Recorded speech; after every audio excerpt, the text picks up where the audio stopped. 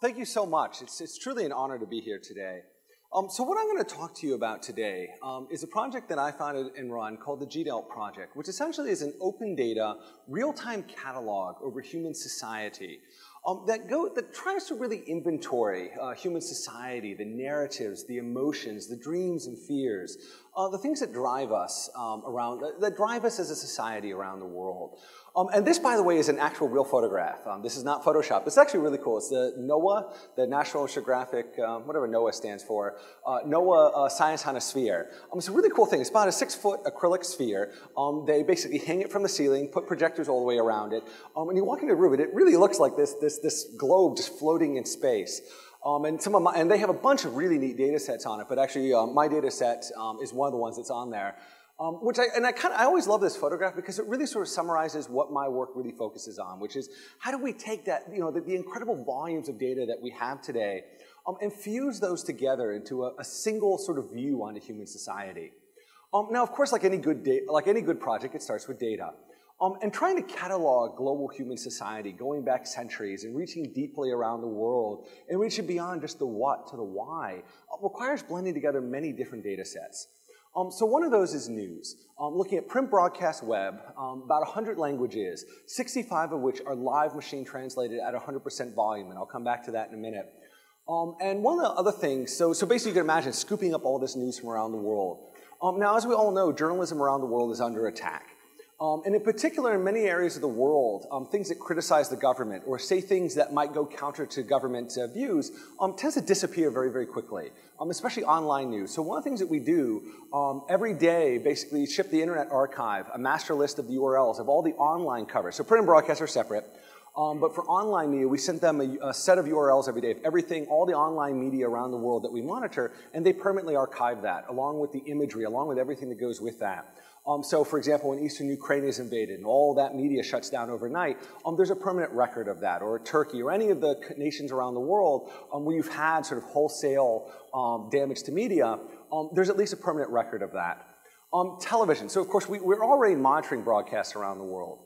But television in particular, when we get print and broadcasts from partners around the world, a lot of that comes from media partners, from governmental partners, from NGOs and others. So it's not a 100% volume sample. In collaboration with the Internet Archive, they have something called the Television News Archive, where they're monitoring, it varies, but it's up to 100 stations, and they're basically live addressing the entirety of that material. And so we actually take the raw closed captioning stream of those stations and process that. And that's actually really powerful because that allows us to see every single word that occurs in that station. So we can take a topic, for example, be it climate change, be it Donald Trump, and I'll come back to the political analysis shortly. But we can take each of those and say, what is every single word that's being said on every one of these stations? And what can that tell us about what the American public is seeing when they turn on the television? Now, of course, news tells us what's happening. It doesn't tell us why is it happening. Take, for example, the Hutus and the Tutsis, the conflict that's occurring there, or take Sudan, Darfur. These are not new conflicts. These are not things that popped out of nowhere, and no one has ever studied these. Ethnographers, take ethnographers, linguists, political scientists, historians. They've studied these conflicts for centuries. And so what you have is this rich body of literature, academic literature. But it turns out historically the social sciences and humanities there has not been as much of a focus of data mining. If you look at, say, medical literature, there's been enormous work, many, both from the academic world, of course, many companies mining the medical literature, but you haven't seen that as much in the humanities and social sciences. And so working in collaboration with groups like JSTOR, DTIC, which is sort of the Library of Congress of the military, so to speak, other groups, and then the Internet Archive, working with them to process all 1.7 billion PDFs that they've ever found on the open web since 1996. All said and done, 21 billion words of academic literature spanning 70 years. And what this allows us to do is ask those why questions of saying, for example, these two groups are fighting, and being able to go into literature, look at, say, the citation graph, and say, not who writes the most, but who's the most heavily cited when it comes to these two groups fighting over this particular issue in this particular location. So able to really blend these things together.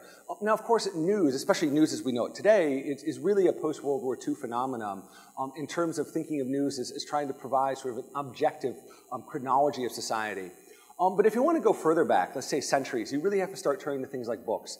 So working in the Internet Archive and Hathi Trust, the process of about 3.5 million books spanning 200 years. So it allows us to go sort of all the way to the real time of the moment of news, to the why, and then of course to, sort of going further and further back.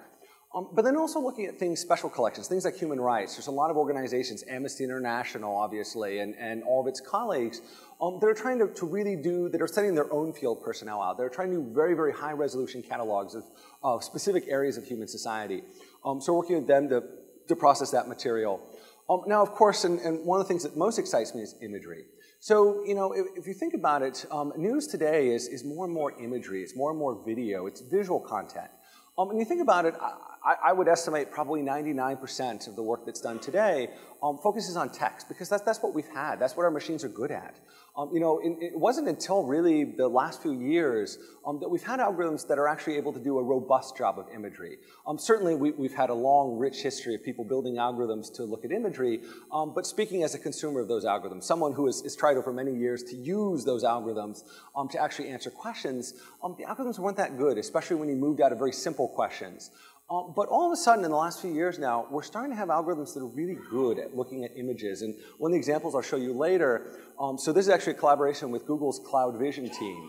So using Google's deep learning algorithms. One of my favorite examples is we're able to feed this, say, terroristic imagery. And it's able actually this is completely automated algorithm. It's able to look at someone pointing a gun in the sky and say that that's violent.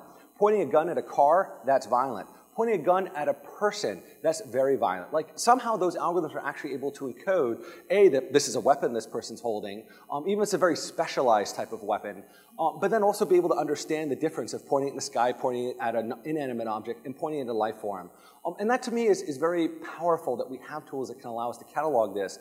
And today we take, right now we're just processing online media, but we're taking every day an ever-growing fraction of online media. So right now, about 500,000 to 1 million images a day, about 50 million images total so far, from around the world. This is media from every country, and processing us through this and creating sort of a live catalog of the visual narratives of society. And we can do some really fascinating things that I'll come back to in terms of cataloging society. Another thing we actually did in collaboration with the Internet Archive, who's been gathering all the television ads from the political campaigns, we actually had the algorithms actually watch all those ads. I forgot how many hours of political ads we had them watch, and then actually describe what they were seeing. And it's actually quite fascinating because it turns out each of the candidates, this is, rewind the clock a few months when there were a number of candidates still in the field. It was very fascinating because what it found was there were incredible differences in the visual narratives that they were portraying on television. So again, that ability to look not just at text anymore, but at imagery and video and other visual metaphors. Now, of course, if you're trying to catalog global human society, not just what's happening here in downtown Manhattan, but you're actually trying to say, well, what's happening in every corner of the earth?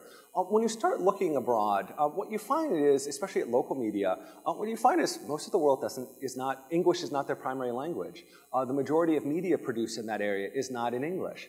And this oftentimes, I'm based in Washington, D.C., and this, believe it or not, actually strikes a lot of people as very surprising, that English alone is not enough to understand human society. In fact, some very, very prominent folks in the administration that I've worked with in the past have actually said, well, why do we need to, hire people that understand other languages? Just turn on English language media and you have everything turn on CNN and you have everything that's happening on the planet. It's shocking being in DC and hearing these types of things. But a lot of that, I think, stems, of course, from the fact that people just don't know what's happening elsewhere in the world, so they don't know what they're missing. This particular visualization I really like. So this is everything that GDELT monitored in the first 6 months of last year. Every city that it either acquired media from or acquired media about. Color-coded by the primary language of the media that it found from and about that location. And you'll notice it's a little bit hard to see on this screen, but there's about 65 core languages here. Those are 65 that we live machine translate. And what you can see here is the world's a very vibrant, rich world. So basically, gray is English. You can see the US, Australia, New Zealand, South Africa. But outside of that, you notice that there's not a lot of gray out there. It's a very vibrant, rich, colorful world. There's a lot of languages spoken out there. If we want to understand, what's happening around the world, certainly there's plenty of English language press published in France. But that may or may not reflect sort of what the true sort of societal views of what are coming out of these areas. So the problem, of course, is that the majority of the tools that we have today, natural language processing tools, they're designed for English. And so how do we take this rich, vibrant world of languages and convert that to something that algorithms can touch? So GDAL does that through two things. So the idea essentially is to build mass machine translation, mass machine translate all this material from around the world in all these languages. Now, as we all know, machine translation is far from perfect. But machine translation is good enough. It's good enough to take this, for example, this Thai language article and tell me that this is a report on a local cricket match and here's the score. Or this is actually an anti-government piece that someone just wrote. Or this is an account of a protest that's occurring right now. Here's a number of people there. Now, it turns out machine translation today, the idea of machine translation today is it's really designed for human consumption, where the idea is that time and compute power are infinite. You can spend as much time as you need, 10 seconds, 10 minutes, generate the best possible translation you can. That doesn't scale when you're trying to process the entire planet.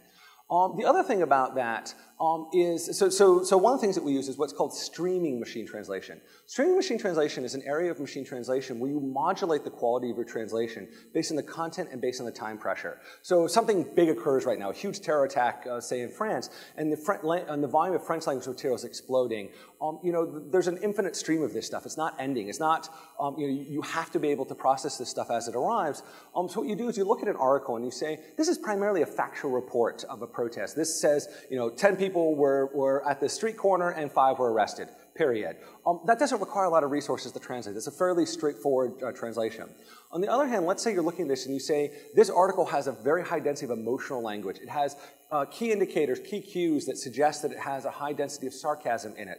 Let's say it's published in a language like Russian that has a lot of complexities to it.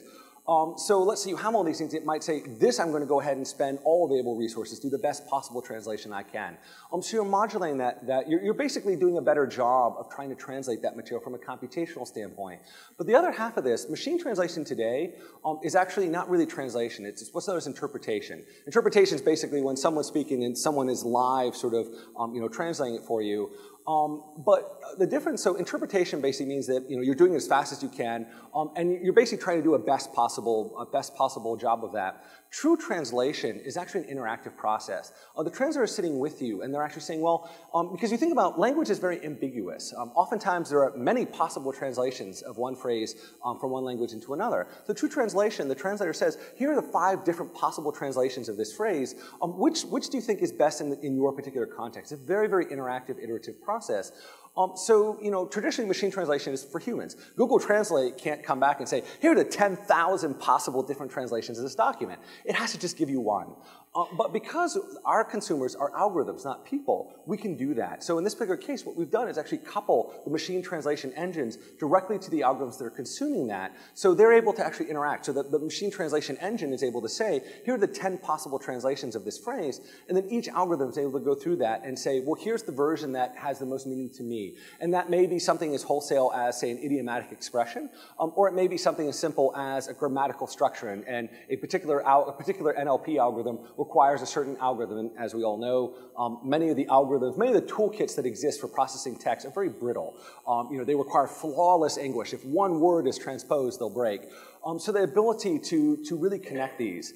And this to me is very exciting because it's allowing us for the first time to, again, language is still a barrier. Again, machine translation is far from perfect, but it's allowing us to start breaking down those barriers. To be able to do things like say, give me any article in any of these languages that's talking about an anti-government protest right now. And this is really powerful that we're able to take those first glimpses through starting to break down those linguistic barriers. So you imagine all this news material and other material pouring in, all this stuff being live translated into English. What can you do with all this stuff? Why bother? What can we do with all this stuff? So GDAL does 2 things. One is it tries to extract a factual event. So what is this article saying is occurring? So about 300 categories, and that goes from riots and protests and coups to peace appeals and diplomatic exchanges. And what it does, it takes a sentence like this. Iraqi leaders criticized Turkey on Monday for bombing Kurdish militants. And it says, well, really the sentence is saying 2 things. One is Iraq did a diplomatic criticism. And 2, there was an actual military campaign. And so that becomes basically entries in a giant spreadsheet all the way down. And what we can do with this then, so it may be a little bit hard to see, but that map there, that was a map in 2013 as Egypt was beginning to unravel again. That was a map that we produced, live updating of everything that was being reported in the media about protests, government reaction, attacks, military campaigns, et cetera. Basically a live catalog of, at least according to the media, here's what's happening in real time. And we never had that ability to really watch a conflict unfold in real time through the eyes of the media, and putting that on an actual map so that analysts, NGOs, and others could say, well, what's that happening way down there? There's reports of military, arresting large numbers of people. Being able to actually click and say, wow, at least the media is reporting that this is happening. What is? And that allows you then to be able to talk to people on the ground, to call up folks, and be able to ground truth that. But of course, oftentimes we know what's physically occurring in an area, or we believe we know. And what we really care about is more the narratives that go behind that. So let's say you want to know, for example, what the future holds for a particular nation. A lot of that may have to do with the narratives, the emotions, the dreams and fears of that. So the knowledge graph, the other side of this then, is to take you to those articles and pull out what are all the themes, what are all the topics and other things that are coming out of this. But then about 4,500 emotions.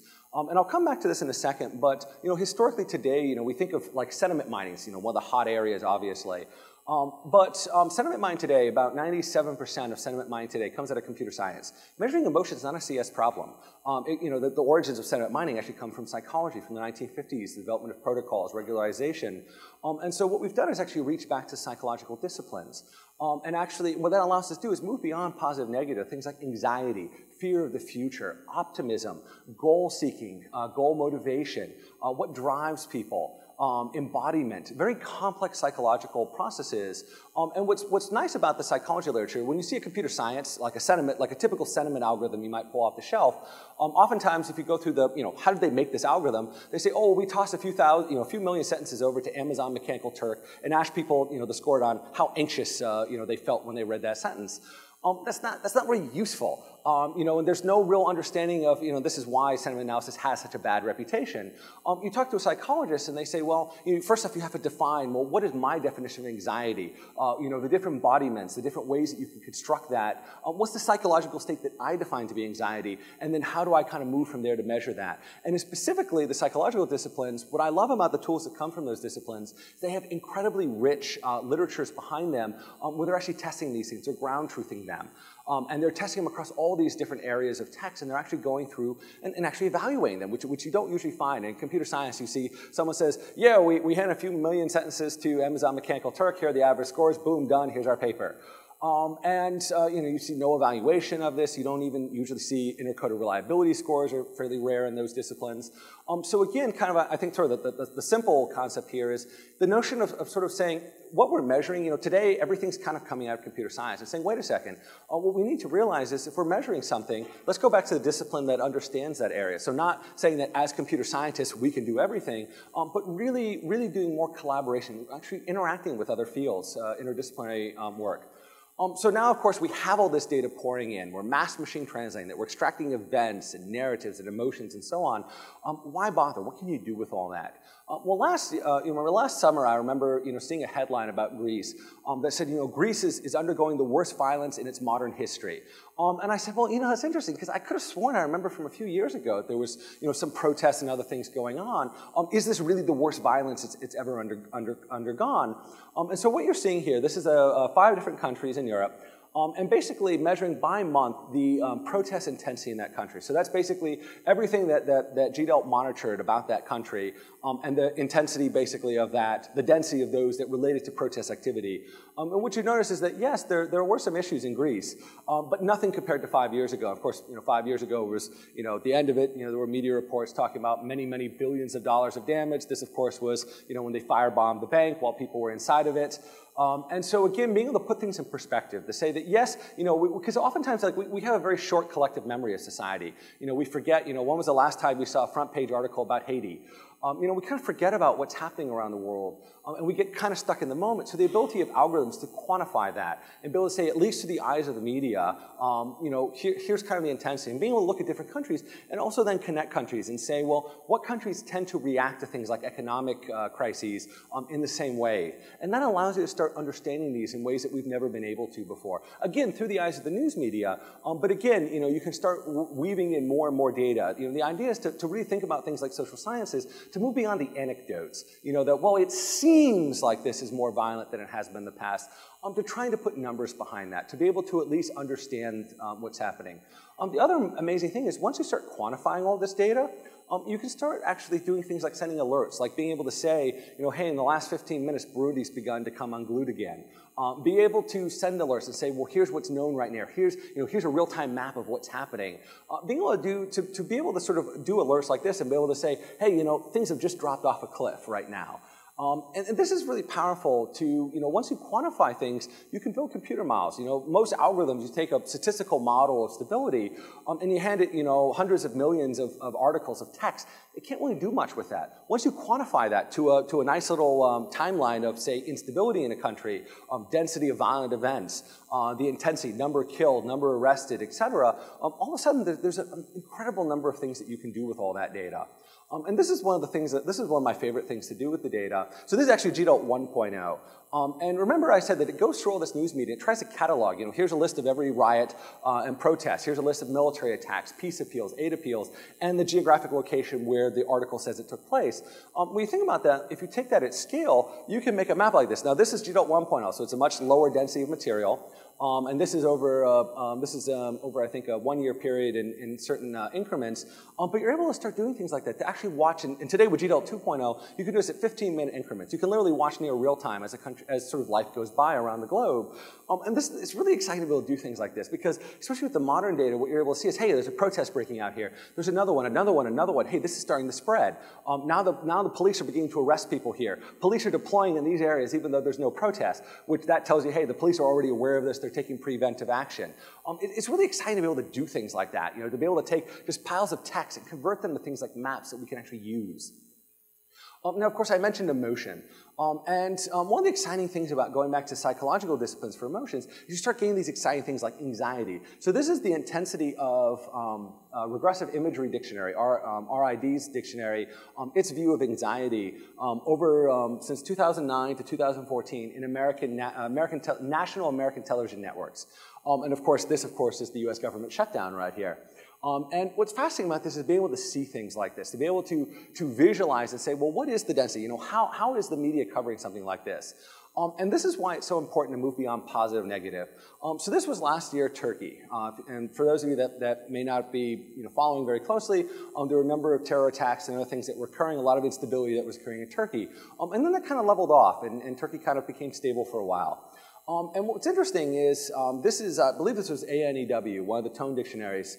And what you saw is that it became basically, you saw a sharp move towards negativity, but then you saw it leveled off, and it actually became basically almost as positive, a little bit less positive, but pretty much it leveled off. Like, in terms of the level of positive or negative emotion in the media, it leveled off. It basically became sort of positive. Now, today, this would be all you'd see, is you'd run a positive, negative tone score, and that's all you'd see. But because we have all these other emotions, we're able to look at things like anxiety and see that anxiety has skyrocketed. And what this is telling us is that it's not that society's happy again, that, at least through the eyes of the news media, that society's like, hey, the violence has stopped, we're all happy again.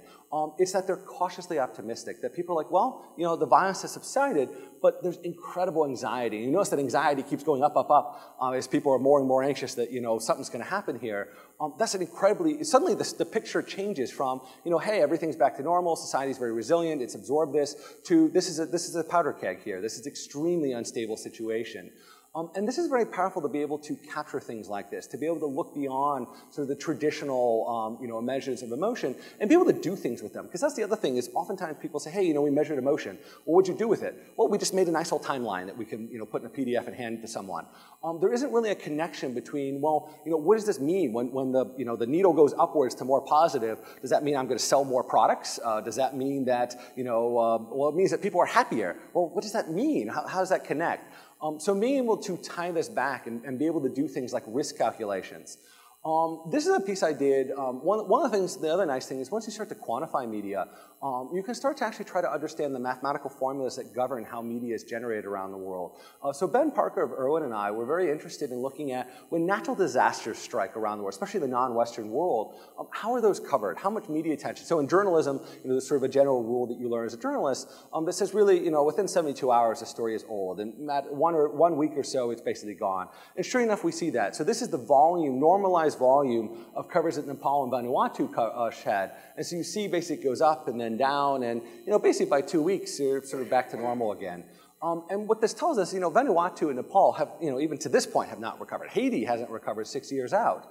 But yet what happens is the media gets bored, they move on. And that's very important to understand from the standpoint of, say, aid. Let's say you're an aid group like the UN trying to raise funds. You go to the average person in the street and say, what's the current status on Haiti? Even in Washington, I actually tried this. Even in Washington, most people say, isn't Haiti back to normal? I haven't seen anything. They must be all recovered and back to normal again. And this is, again, because so few of us actually, most of us probably haven't been to Syria recently. So our view of Syria is probably, and most of us probably aren't reading the local press or regional press in Arabic and other languages. So for most of us, our view is, well, what we're reading in the papers. So again, that ability to model this, because at least once you start having models like this, you can quantify this, you're able to then be able to say, here's basically sort of the time frame that you have to be able to deal with things. This also, we talk about media bias and how the media, they tend to be very biased in how they cover things. But oftentimes we can't really quantify that. It's sort of a fuzzy thing of bias.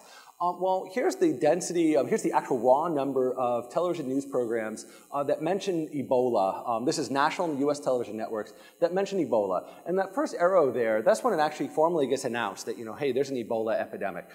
Thousands and thousands and thousands and thousands of people are dying. Zero coverage here in the U.S. It's not an issue. The two Americans get it, and boom, all of a sudden it's a huge issue now. But here's the most interesting thing. This graph down here is the positivity, negativity. And you'll notice it starts going linearly more positive when the two Americans get it. You say, well, why would it become more positive? So I actually went back and did a piece for Foreign Policy where I actually took all CNN's coverage and actually read every CNN article about Ebola from start to finish. And the original articles were they're very uplifting articles, like, it's an absolute death sentence. If you get it, you'll die the most gruesome of death. If Ebola reaches the American shores, it'll kill us all. Not one of us will survive. And then what's fascinating is the two Americans get it, and everything changes. It becomes, the miracle cure comes out, and all of a sudden is, don't worry. Now that Americans have it, modern medicine to the rescue, this won't be an issue anymore. And this is really fascinating because, as someone who was tracking this very closely, like, anecdotally, you could sense that, the tone was really changing. But here you can see that break point was exactly when the Americans got it. And this becomes very fascinating to understand and be able to quantify things like this. Because it's one thing when you go to media executives and you talk about things like bias, they say, well, I don't really think I am that biased. I think that we're doing a good job. When you're able to show actual graphs like this and say, look, that was the moment when you guys first started talking about it. Here's when you first, here's how your tone shifted. That really starts changing the equation of what you can say about things. And of course, politics, this being an election year, working with the Internet Archive to actually track how often each of the candidates get mentioned. This actually now has become the actual standard tool that everyone uses now to track television coverage, because we're using the raw closed captioning stream. So we're actually looking for every single mention of each of the candidates on those stations.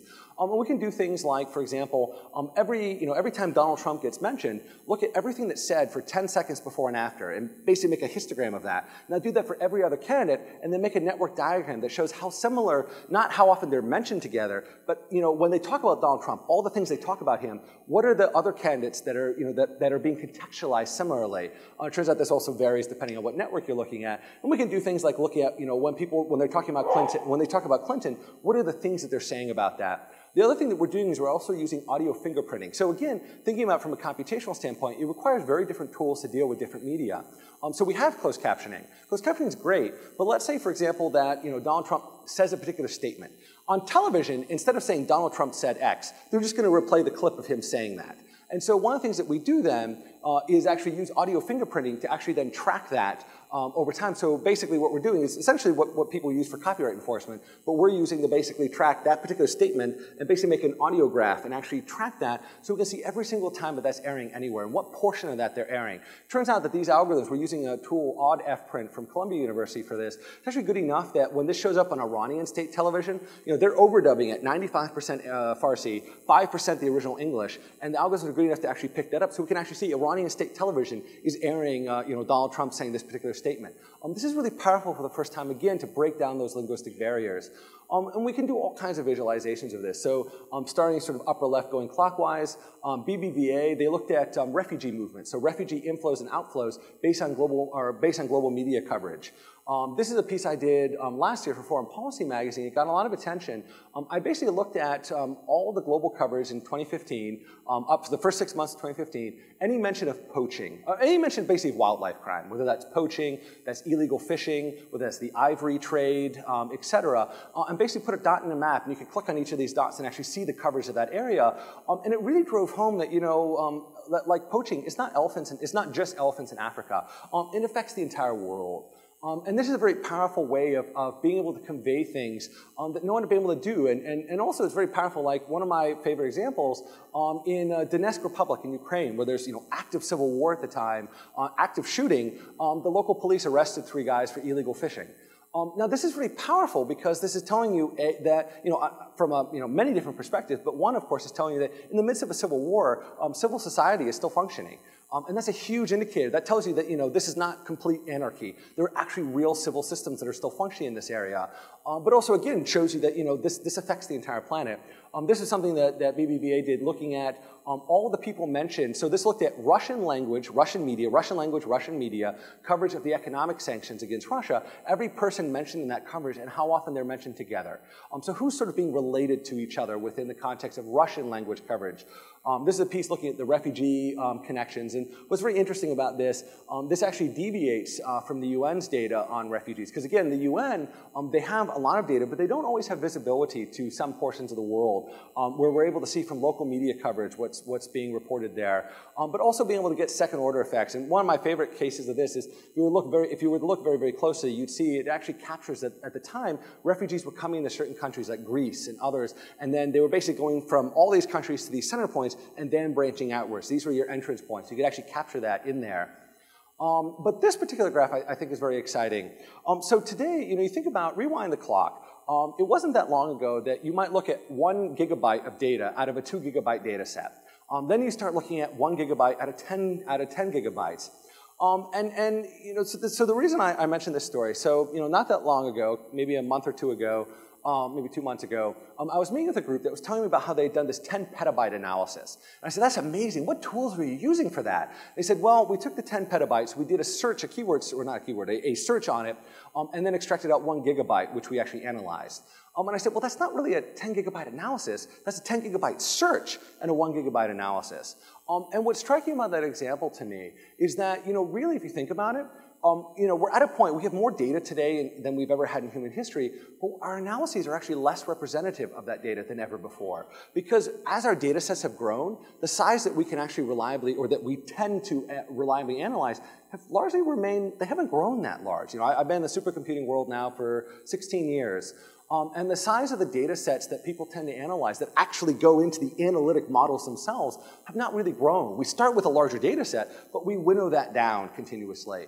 And the problem with that, of course, is that you miss all the things that are only visible at global scale. And this, to me, is where the cloud has become so powerful. So I work very closely with Google Cloud, this map at the bottom I particularly love. So one of the questions I want to do is, I want to make a map of global happiness, at least seen through the eyes of the news media. So I want to take all that media that I collected last year and make a map of, according to the world's news media, how happy or sad was each city on Earth in 2015. So this is 200 million articles in 65 languages, 1.5 billion location references, and nearly 750 billion emotional dimensions. And I want to basically weave that together into a single map. Now there's some very fascinating things, because it turns out what you get in here is a lot of also insight into global media bias. And for example, an example I think that really kind of goes to home, the US shows up as a very militarized state, if you actually drill into the data. One example of this is, I forget what US state it was, somewhere in the Midwest, a husband and wife are having an argument, purely a verbal argument. By the time it's all said and done, 3 different police units, 2 SWAT teams, and a helicopter have been deployed. Something like 100 rounds have been fired through the house, and basically it was a complete war zone. And no weapons were recovered. It was just a shouting match. And this is very interesting because the way that police respond in our nation, but also what was particularly interesting to me is if you look at countries, take countries where guns are largely restricted. The media there, you would think, like, take the UK, for example, when there's an armed response, oftentimes you'll see an article saying armed response was deployed, the people were the suspect was brought in. In the US, so it's very sort of clinical. It doesn't really sort of, it's very clinical. In the US, even if a police officer draws their weapon, it tends to be written, a typical news article will write it like it was a James Bond, novel of, it's very, very sensationalized. And this is very interesting, like how violence, for example, is sort of encoded in the world's media, whether they sort of downgrade and say, unfortunately this occurred, or whether it's like, rah, rah, this is happening. And so actually what you end up seeing is less sort of the happiness and sadness of the world, and more of how that's actually portrayed, what we see of the world. But what is so exciting about this map is this was 1 line of SQL, 1 line of code, process all that data in about 60 seconds using Google BigQuery. And that to me is the real promise of the cloud, that we can ask these what if questions. This is the map I'd wanted to make for a very long time, but I didn't have the time to sit down and write all that code to do that. But today, with the power of the cloud, we have these tools. I mean, it amazes me, having been in the supercomputing world for so long, the NSF-funded world, asking for even a few terabytes of data is a big deal. I mean, nowadays, even asking for 20 terabytes and saying, I need this for a year, you actually, that requires a lot of headaches. Cloud, asking for 20 petabytes of data, it's just, is your checkbook big enough and you can have it this afternoon? That just really, I think, changes the equation and the tools that are deployed to allow us to do stuff like that. And of course, another quick thing I always like to mention, we talk about data analysis. I'm not interested in analyzing data. I'm interested in analyzing society. For example, recently I took a major social media platform and I said, who's the most influential person in Syria right now? And the answer came back, Justin Bieber. I don't think that Mr. Bieber's, I don't think that, if he posts, his views on the Syrian peace process, I don't think that's going to really change a whole lot. But this is the problem, is that oftentimes, the data we have may not be the best data set to understand a particular area. And so this is something I think is very, very important, is as we begin to analyze, really think about what is the media that best reflects the views in that area or the question that we're trying to answer. And then, of course, imagery. This is a particularly exciting thing. So far, we've processed about 50 million images from around the world. And one of the things that's very interesting, up left there, in the top left, basically asks it for images of litter and trash on the ground. So we're able to basically identify, just images of trash. Now, smog is very interesting. This is actually something we're going to release very shortly. We're looking in the background of every news image emerging from every country each day, and actually cataloging the density of imagery that shows smog or other pollution in the background of that image. So using news imagery as a very very primitive, but very simplistic, but very powerful proxy to air pollution. This is being able to look at floods. So in partnership with the UN, we send them a live stream. Every time they declare a disaster around the world, we send them a live stream of imagery from that area about the disaster. But a lot of that imagery tends to be presidents at podiums. It's important people standing at a podium saying, what a terrible tragedy today. So being able to use algorithms to actually filter and say, give me just images of destruction. Give me images just of damage. It's able to look at, say, a boat and tell me whether that's a pleasure boat or that's a fishing boat for illegal fishing. Be able to tell me things like, this was actually when the Iranian embassy, or not the Iranian, the Saudi embassy was set on fire.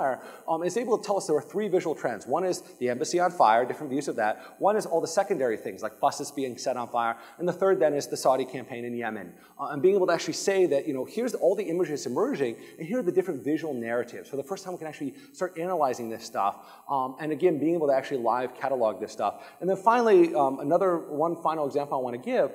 This is an example, a question that was raised, are there cycles of world history? Does world history occur in cycles? This is a classic question that examined in many different ways. We wanted to say, at least through the eyes of the news media, are there cycles? So imagine, rewind the clock. The president of Ukraine has just fled. Make a timeline of instability of Ukraine up in the last 2 months prior to his departure. Now take that and look at the last 40 years of world history and basically use a rolling window of a 60-day rolling window of the history of every country on Earth over the last 40 years. So you end up with basically 2.5 million, comparisons. And this is a question I'd want to ask for a long, and what you do basically is you take the periods of time that were most similar in the past, look at what happened after each of those periods, average them, and it turns out it's not perfect by any long shot, but it actually is correlated. And again, you wouldn't use this for real forecasting. The question was, are there cycles that lead to the eyes of news media? This is a question I want to ask for a very long time, but this requires a lot of code to be able to manipulate this. In BigQuery, this ended up being 1 line of code, 2.5 million correlations, 2.5 minutes. And that's what's really powerful is, again, like, we're able now, we have the tools. There's no reason for us to maintain analyses at very small scale. The tools exist today. The cloud allows us to take petabytes of data, and this is 300 million, this particular example, 300 million records, folding them on each other. 1 line of code, a minute later, or 2.5 minutes, you have your answer. This is really the powerful thing to me of society, is the fact that, we can make maps like this, that, someone like me can say, I wonder, what if? There's no longer a case where I'm like, well, I really want to ask this question, but I don't have the 2 months it's going to take, and the team of developers it's going to take to write the MPI code to do this properly. The tools exist today for me to say, I wonder, write a line of SQL or, whatever the language is, run a button, and it's just magic. And see, I love magic. I come from the, deep computer science world. I've been doing web mining for 20 plus years now. Actually worked with some of the remnants of the original Mosaic team. And I've done everything, I've done virtual reality work, I've written MIPS4 assembler code, so I used to actually be on the performance side of supercomputing. So, I've been very, very deep in the technical world. And what excites me today is, 15 years ago, it took a bunch of performance experts to be able to do analyses like this. Like, you weren't making a map like this unless you had a team of folks that really understood how to move data within a machine architecture. Today, we have these tools that we can do this stuff. That I don't have to, know the latest programming, characteristics for Hadoop, or, the latest disk architectures and how to optimize for this particular solid state architecture, or this particular memory hierarchy. I can just write a line of code and it just happens. And that to me is where we're going in the future, that we have the tools, that really the obstacles are coming down to where there's no longer those obstacles to say, to go from what if to final result. And the skill of data, if I want to look at a gigabyte or I want to look at 10 terabytes, the tools are there. The same thing, the same query could look at 1 gigabyte or 10 terabytes. And that's really exciting. And the cloud as a whole is really breaking down those barriers. So thank you so much for having me. And hopefully this has sort of inspired many of you to think about, what is possible. The fact that, you can take, you can basically sort of catalog the world. We can ingest all this media from around the world. Things like academic literature, books, imagery. We can take all that. We can mass machine translate that. We can extract things like sentiment at scale from that. That we can, and that's really one of the ideas of the GDAL project, is really about that idea of saying if compute power was infinite, what can we do? How do we sort of redefine how we understand human society? And I especially like to thank Google Ideas, for their support of this project, as well as many other organizations from the national academies on out that provided the support for this project. And this to me, I hope it really sort of helps all of you sort of think about thinking big, and that's really what the sort of the call to action that I always like to say is, think big. Not think of in terms of sort of the old mindsets of what is the tiny slice that we can look at. How do we look at the world as a whole? How do we sort of forget about the fact that computers have limits? I mean, today those limits are really becoming sort of not important anymore. They're becoming unimportant. Today we can really understand the world at these scales. Thank you so much. Thank you, Kalev.